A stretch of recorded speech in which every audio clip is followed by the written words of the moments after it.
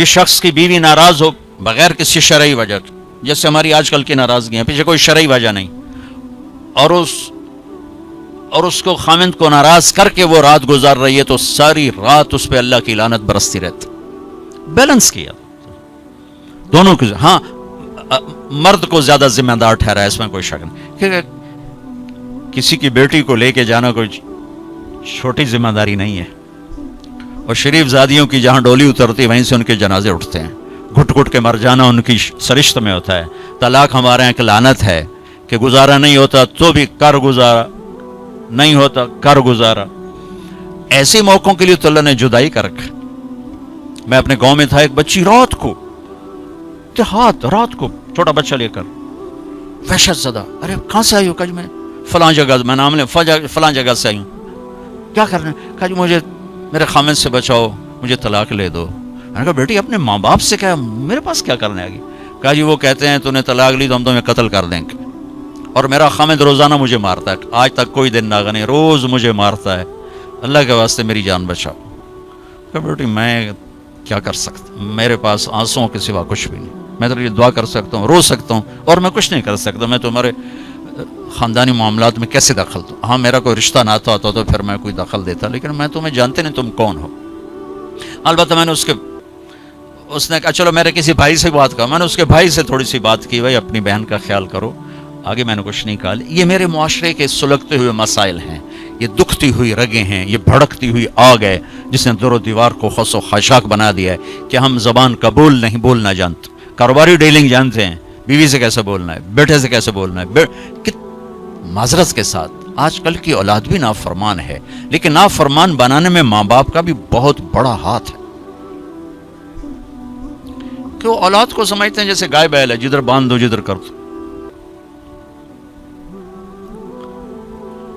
ابھی چند دن پہلے وہ ہمارے گھر پہنچ گئی، میرے گھر کو پہنچ کہ جی وہ ماں باپ شادی کرنا چاہتے ہیں، اور میں وہاں نہیں کرنا چاہتی، اور میرا باپ کہتا ہے تم مر جا میرے لیے، بھائی یہیں کروں گا اور کہیں نہیں کروں گا. اس کی عمر اتنی زیادہ ہے، میری عمر یہ ہے، 20-25 سال کا 20 میں فرق ہے، کہ میرا ادھر ہی کرنی ہے، نہیں تو تیری نہیں کرنی، بیٹھی رہو. یہ والدین کا جبر ہے. تو میرے نبی پاک صلی اللہ علیہ وسلم نے ایک خوبصورت طریقہ زندگی سکھایا، گھروں کو آباد کر کے بتایا. وہ طریقہ جو بھی اپنائے گا اس کے گھر میں خوشحالی ہوگی، خوشی ہوگی، خوشی. اور اس کا ایک لفظ ہے، ایک دوسرے کو برداشت کر. یہ آتے ہی بیوی میری غلام بن کے چلے، میں حاکم ہوں، اور بیوی آتے کہ ہونی تھے میری چلے گی، تیری ماں دی نہیں چلے گی، تو سوائے پھر بھڑکتی آگ کے کچھ بھی نہیں ہوگا. رشتوں کو میرے بھائی بہنوں صرف برداشت سے چلایا جاتا ہے. رشتوں پر مسلط ہو کے رشتے آباد نہیں ہوتے. جھکنا پڑتا ہے، سہنا پڑتا ہے، دبنا پڑتا ہے. جو دبنا سیکھے گا اللہ کی قسم اس کی زندگی خوبصورت ہو جائے گی. اس کا شکل صورت سے تعلق نہیں، سونے چاندی زیور سے تعلق نہیں.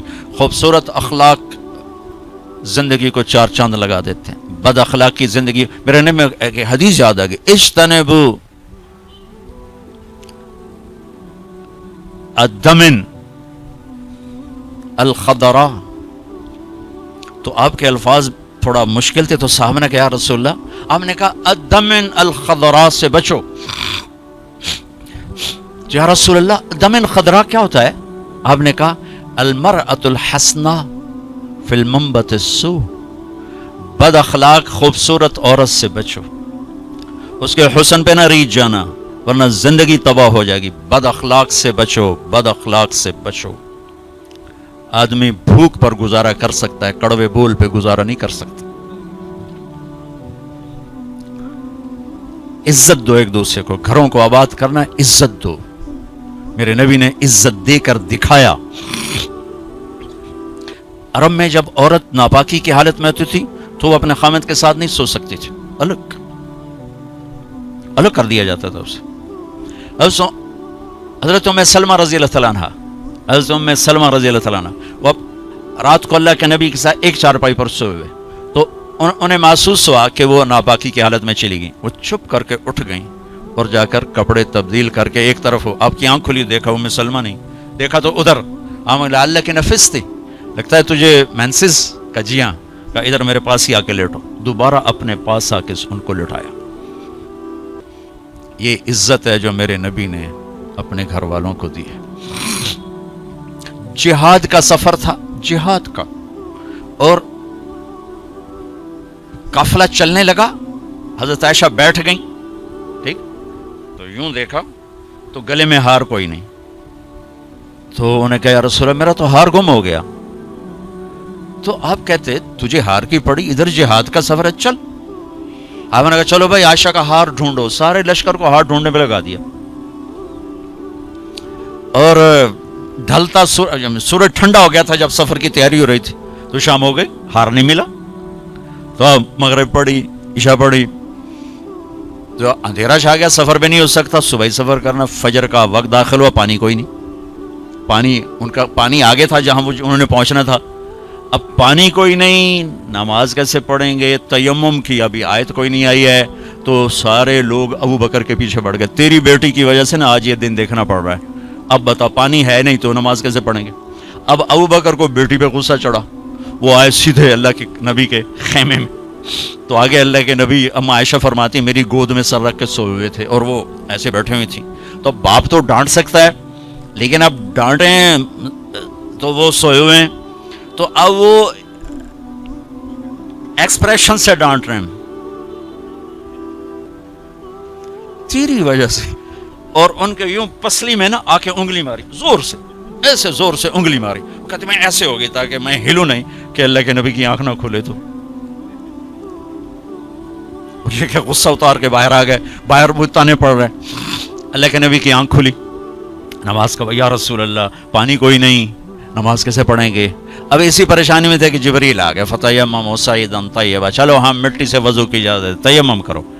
کبھی کسی امت کو تیمم نہیں ملا. بھلا مٹی سے بھی آدمی پاک ہوتا، منہ تو مٹی مارو بندہ پاک ہوتا. آپ نے چلو منہ پہ ایسے کرو ایسے، چلو نماز پڑھو بھائی. تو پھر وہ جو پہلے سب ناراض ہوئے ابو بکر سے کہنے لگے بھائی ابو بکر آج تیرے گھر کی طفیل کتنی بڑی رحمت ہمیں مل گئی، کتنی بڑی برکتیں ہمیں مل گئی. تو تیمم کی آیت اتری اس موقع پر جب حضرت عائشہ کا ہار گم ہوا. آپ نے سب کو اس کے ڈھونڈنے پہ لگا دی. تو فجر کی نماز ہوئی، تھوڑا سویرا ہوا. تو پھر حضرت عائشہ کہنے لگی یا رسول اللہ چلو ہار تو ملتا نہیں، چلیں. پھر آپ نے کہا چلو بھائی کوچ کرو. جب اونٹنے کو اٹھایا تو ہار پھسل کے نیچے گیا پڑا تھا، تو پھر ہار بھی مل گیا. یہ دلداری ہے میرے نبی کی اپنے گھر کے لیے. میرے بھائی بہنوں، کسی کی بیٹی کو لے جانا بہت بڑی ذمہ داری ہوتی ہے. اور میں یہ دکھ سے کہتا ہوں کہ میرا سسرالی معاشرہ بڑا ظالم ہے، بہت ظالم.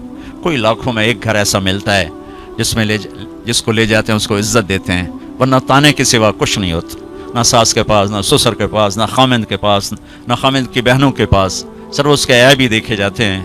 خوبیاں دیکھنے والا گھر کوئی ہوتا ہے. ایک حدیث یاد آئی، آپ نے مدینے والوں کی تعریف کرتے ہوئے فرمایا کہ یہ جو میرے مدینے کے صحابہ ہیں نا انصار، یہ اتنے عالی لوگ ہیں کہ ان کے گھر میں کسی کی بچی آ جائے اسے یوں لگتا ہے جیسے میں اپنے ہی گھر میں آ گئی. کہ آپ نے انصار کی تعریف فرماتے ہوئے فرمایا کہ یہ میرے مدینے والے ساتھی ایسے ہیں، ان کے گھر میں کسی کی بچی کی ڈولی اترے اسے یوں لگتا ہے میں اپنے ہی گھر میں ہوں. تو سسرال والوں سے کہتا ہوں جس کی بیٹی لے جاؤ اسے اپنا گھر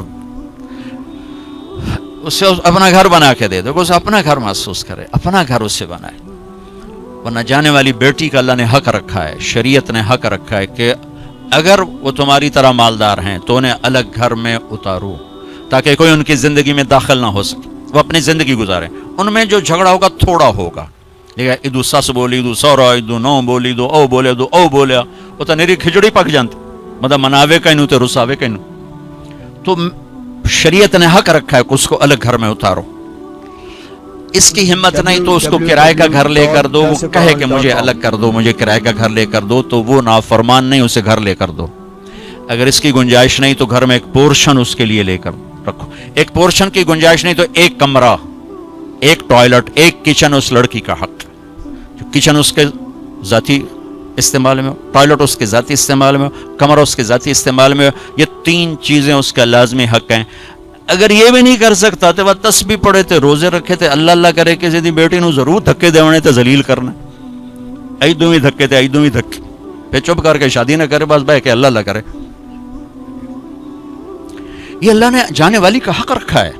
ہماری معاشرت ہندو معاشرت ہے جس میں جوائنٹ فیملی سسٹم چلتا ہے. یہ بہت اچھا تھا، بہت اچھا تھا. ایک دوسرے کی مدد ہوتی تھی. اب یہ ایک مصیبت بن گیا ہے کہ ایک دوسرے میں دخل دینا ایک فرض بن گیا, ایک دوسرے کی زندگی کو تلخ کرنا یہ فرض بن گیا. کس میں جھگڑا نہیں ہوتا, بڑوں کا کام ہوتا ہے سلجھانا, ہم اسے الجھانے میں لگ جاتے. میرے نبی اپنی بیٹی کے گھر آئے, حضرت عائشہ, وہ آگے پریشان, فاطمہ وہ آگے پریشان بیٹھی. آپ نے کہا کیا ہوا؟ کہا میرا اور علی کا جھگڑا ہو گیا. ایسی پاکیزہ جوڑی کہ جنت میں نور کی چمک اٹھے گی. لوگ پوچھیں کہ جنت یہ نور کہاں سے ہے؟ تو فرشتے کہیں گے اوپر کی جنت میں علی و فاطمہ مسکرائے ہیں, ان کے دانتوں کے نور سے نکلے نور نے جنت کو روشن کر دیا ہے. یہ اتنا بڑا جوڑا ہے. لیکن دنیا ہے. آپ نے کہا علی کدھر کا؟ یہ باہر نکل گئے. آپ ان کے پیچھے گئے, دیکھا تو مسجد میں سوئے تھے. ان کو کہا ابو تراب اٹھو, یہ ٹائٹل یہاں دیا, ابو تراب اٹھو. ان کو لے کر آئے, گھر تشریف لائے, زمین پر لیٹ گئے. علی کو دائیں طرف لٹایا اور فاطمہ کو بائیں طرف لٹایا. علی کا ہاتھ پکڑ کے اپنے پیٹ پر رکھا, ادھر سے فاطمہ کا ہاتھ پکڑ کے علی کے ہاتھ پر رکھا, اور بیٹی کے ہاتھ کے اوپر اپنا ہاتھ رکھا. اب یہ علی کا ہاتھ, یہ فاطمہ کا ہاتھ, یہ میرے نبی کا ہاتھ علیہم الصلوات و تسلیمات, ٹھیک. اور فرمایا بولو بھائی ہماری صلح ہوگی. پوچھا نہیں کی لڑائی ہو, اے جڑے پوچھنے والے ہو لڑا کے آ جان, تو کیا کیا, ابھی تو کیا کیا, وہ ڈھیر لڑ لڑ کے ویلے ہوئے بیٹھے. تو میرے نبی نے پوچھا نہیں ہاں بھائی تو کیا کہتے اور تو کیا کہتی. میرے نبی نے یہ کیا اور کہا علی فاطمہ کہو ہماری صلح ہو گئی. دونوں نے کہا جی ہماری صلح ہوگی, ٹھیک ہے. پھر آپ نکلے خوش خوش, چہرہ نورانی. صحابہ نے عرض کیا رسول اللہ آج آپ بڑے خوش نظر آ رہے. کہا میں علی و فاطمہ کی صلح کرا کے آ رہا ہوں. یہ بڑوں کا کام ہوتا ہے. اب لڑکی والے اپنے اٹھا لیتے ہیں, کمر کس لیتے ہیں سوٹے, اور ادھر لڑکے والے اپنے سوٹے کس لیتے ہیں, بچے کی زندگی برباد ہو کے رہ جاتی. جوڑنے کی بجائے دونوں طرف توڑ چکے. نہ قرآن کا پتہ ہے نہ سیرت کا. دیکھو میں ہاتھ جوڑتا ہوں, قرآن پڑھو, اپنے نبی کی زندگی پڑھو, تاکہ ہمیں اور آپ کو پتہ تو چلے کہ زندگی کیسے کیسے ہیں, زندگی گزارنی کیسی. میرے نبی سے پوچھ کے موت آئی, پوچھ کے موت آئی. واحد ہستیاں جن سے موت پوچھ کے آئی, ٹھیک ہے. 12 ربیع الاول 11 ہجری 7 جون 633 عیسوی جبریل اندر آئے. یا رسول اللہ باہر ملک الموت کھڑا ہے, اندر آنے کی اجازت چاہتا ہے. یہ وہ دربار جہاں موت پوچھ کے آئی. تو آپ نے کہا آ جائے. ملک الموت اندر آیا, کہا السلام علیکم یا رسول اللہ. اور پھر کہا یا رسول اللہ آپ پہلی ہستی ہیں جنہیں میں سلام کر رہا ہوں, میں نے کبھی کسی کو سلام نہیں کیا. کہ یا رسول اللہ آپ پہلی ہستی ہیں. اللہ نے فرمایا پوچھ کے اندر جانا, بغیر پوچھے نہ جانا. اللہ اکبر, پوچھے گا اللہ ہم میں سے کسی سے. یا رسول اللہ اللہ نے فرمایا آنا چاہیں تو لے آنا, رہنا چاہیں تو چھوڑ کے آ جانا, ٹھیک ہو. اچھا آپ کیسے تھے؟ اما عائشہ ایسے بیٹھی اور آپ اما عائشہ کے سینے پر سر رکھ کے یہ کیفیت. تو آپ فرماتے اچھا ٹھیک ہے, میں اٹھتا ہوں, میں وضو کرتا ہوں, 2 نفل شروع کرتا ہوں, جب میں سجدے میں جاؤں میری جان نکال لینا. ہم دعائیں میں یا اللہ سجدے کی موت عطا فرما. کتنے لوگ ہیں دعائیں کرتے ہیں یا اللہ نماز پڑھ رہے ہیں موت آ جائے, سجدے میں سر ہو موت آ جائے. کتنی عام تمنا ہے, میں خود دعا مانگتا ہوں. تو آپ کہتے کہ تم ٹھہرو میں وضو کر لوں, جب میں سجدے میں سر رکھوں میری جان نکال لینا. آپ نے اپنی بیگم کے سینے پر سر رکھے ہوئے ہی موت کو قبول کیا کہ یہیں نکالو, یہیں نکالو, وہیں لیٹے لیٹے. اسے میری ماں حضرت عائشہ فرماتی تھی میرے نبی میرے سینے اور ٹھوڑی کے درمیان اللہ کے پاس حاضر ہوئے. مات فی سحری و نحری. یہ بھی ایک پیغام تھا, یہ بھی ایک پیغام تھا کہ آپ اپنی بیگم کے سینے پر سر رکھ کے دنیا سے جدا ہوئے ہیں اور اللہ کی بارگاہ میں پہنچے. تو بھائیو لمبی ایک خوبصورت زندگی ہے, میں گھنٹے سوا گھنٹے میں کیا بتا سکتا ہوں. اور یہ اتنا اندھیرا ہے کہ اس میں کروڑوں شمعیں جلیں گی اور اربوں پروانے قربان ہوں گے تب جا کے صبح ہوگی. اس اندھیر میں میری چند باتیں پتہ نہیں کوئی روشنی کا سبب بنے یا نہ بنے, پر اگر چند کانوں پہ دستک ہو گئی تو شاید کچھ ذرہ خیر وجود میں آ جائے. بھائیو اپنے نبی کی زندگی سیکھو, اپنے نبی کی زندگی کے مطابق چلنے ڈھلنے کی کوشش کرو. یہ تبلیغ کا کام بھی اس کو سیکھنے کی ایک خوبصورت محنت ہے. جو کرے گا اللہ تعالیٰ اس کی دنیا بھی بنائے گا, اللہ تعالیٰ اس کی آخرت بھی بنائے گا. آخری بات یہ کہتا ہوں, اپنے گھروں کو آباد کرنا ہے تو اس زبان پہ قابو پانا سیکھ لیں, اس زبان پہ قابو پانا سیکھ لیں, اس زبان پہ قابو پانا سیکھ لیں. انشاءاللہ میرے آپ کے گھر آباد ہو جائیں گے.